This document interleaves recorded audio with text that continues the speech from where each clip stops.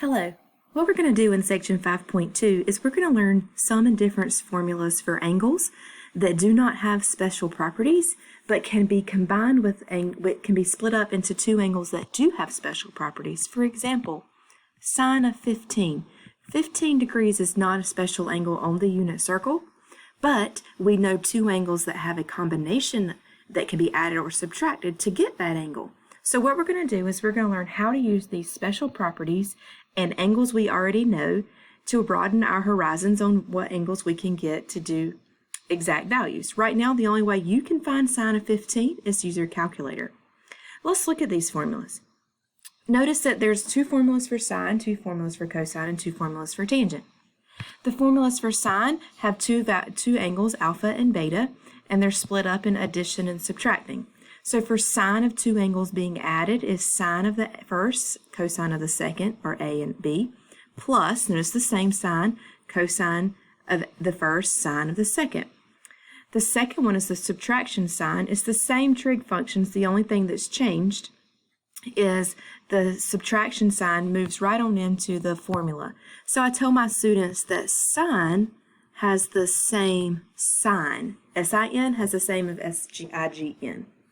Let's look at the cosine formulas. Cosine of two angles being added is cosine cosine, which is up here it was sine cosine. So there was two different trig functions, but here the trig functions are side by side, but look at these additions and subtractions are the opposite. So cosine has the opposite sign, but the trig functions are side by side, versus up here they are alternating. And then for tangent, which is sine over cosine, so some division and math has happened up there to produce tangent of two angles being added together is tangent of A plus tangent of B divided by 1 minus, and the sign changes, tangent, tangent. Minus, the minus is on the top, the plus is on the bottom. But notice that with each set of the formulas, the trig functions are the same. What's changing here is our SIGNs. You need to know these. They are on your formula sheet. So you need to be able to use them without recording back to your formula sheet, so you need to know them by memory.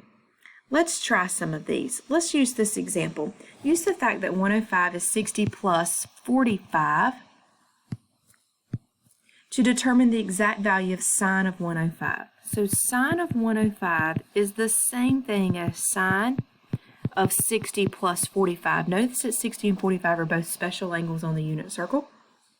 So we're going to use our sine formula for addition. Addition for sine is sine of the first, cosine of the second, plus sine of the second, cosine of the first. And now we can easily find the sine of 60 degrees. We know that it's the square root of 3 over 2. And its opposite side is 1/2, or the alternating side is 1/2. And for 45 degrees, we know that these are the square root of 2 over 2's. Now we can find the values we need for each one of these trig functions. The sine of 60 is over here. That's the square root of 3 over 2. Cosine of 45 is the square root of 2 over 2, and those are being multiplied. Sine of 45 is the square root of 2 over 2, and cosine of 60 is the x value, which is 1/2. We're going to use our multiplication rules with fractions. Top times top, so square root of 6, bottom times bottom is 4. Square root of 2 over 4. They have like denominators, and you cannot add the top, so you keep them as is. And so this is the exact value for sine of 105 without putting it in the calculator. We use two special angles and our special formula to be able to produce an exact answer. Let's try two more. Let's try the cosine of 15 degrees. Okay, 15 degrees is not a special angle, but I know that it's the same thing as 60 minus 45. And I already have a 60-degree angle here and a 45-degree angle there, so I'll use those sides as I expand out to make it cosine of the first, cosine of the second, the opposite sign, sine of the first, sine of the second. That formula is alpha, beta, but instead of alpha and beta, I actually know numbers, 60 and 45. And notice I did the opposite sign there. Okay, so what is the cosine of 60? So come up here, that's 1/2. That's the square root of 2 over 2. Sine of 60 is the square root of 3 over 2 and square root of 2 over 2. Using my multiplication rules again, square root of 2 over 4.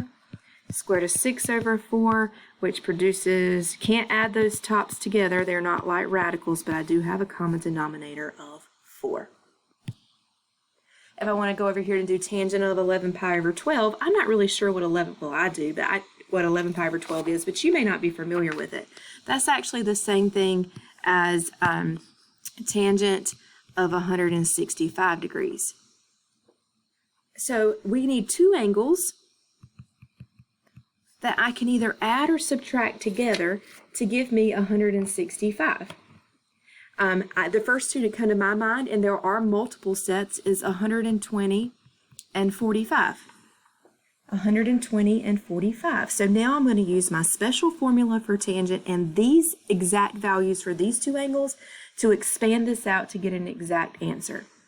So the formula for tangent is tangent of the first plus tangent of the second divided by 1 minus tangent of the first, tangent of the second. And it's a plus, so I kept the plus there. Now let's come over here. 120 is over here in quadrant 2 with a 60-degree reference angle, so square root of 3 over 2 and 1/2, which should be negative. The tangent of that is y over x. So the tangent of 120 is negative square root of 3 plus, I know the tangent of 45 is 1, right? So if I come up here, y divided by x is 1. 1 minus negative square root of 3 times 1. So let's simplify that out. Negative square root of 3 plus 1 over, let's see, if I multiply by 1, that doesn't change, but minus the negative is a plus. There's their exact answer for the tangent of 165 degrees. Now I know that there's a radical in the bottom, but for this lesson, you're okay to keep radicals in the bottom. I'm looking to make sure that you can use the formula and the first set of the correct set of angles to be able to expand out. I'm not really worried about right now, can you rationalize that? Feel free to pause this video at any time if you need to write or kind of rethink what I just talked about.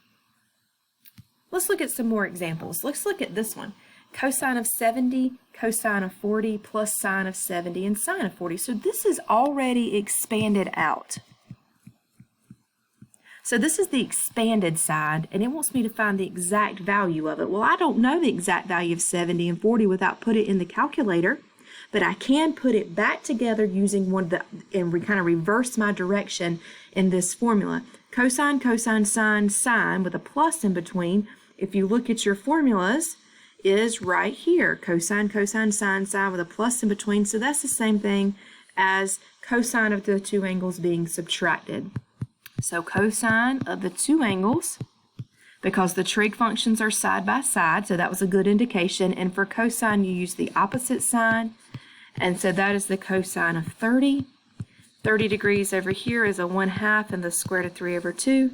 So this simplifies to be the square root of 3 over 2, and I never had to even open my calculator.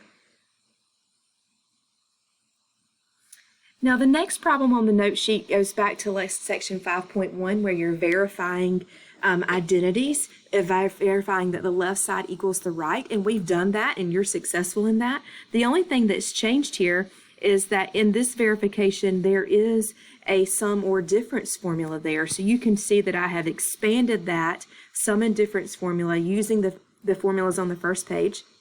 And then I used my idea of, oh, you know what? I can split my top, but I can't split my bottoms.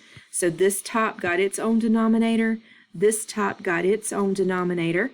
And these simplify to be 1. And these cosine of A is a tangent, and sine over cosine is a tangent, which is exactly what I need. So that one's already kind of been verified for you there, and you've done verifications, but I did kind of want to go over one that has this idea of the sum and difference formula in the verifications. And the last example I'm going to show in this video is given some information. Given that sine of angle A, or alpha, is in 4/5 in quadrant 2, So let's put it in quadrant 2. Here's alpha, okay? And sine of quadrant B, so angle B is in quadrant 1, or beta. And so let's use the definitions of sine. Sine is opposite over hypotenuse. Opposite over hypotenuse, right?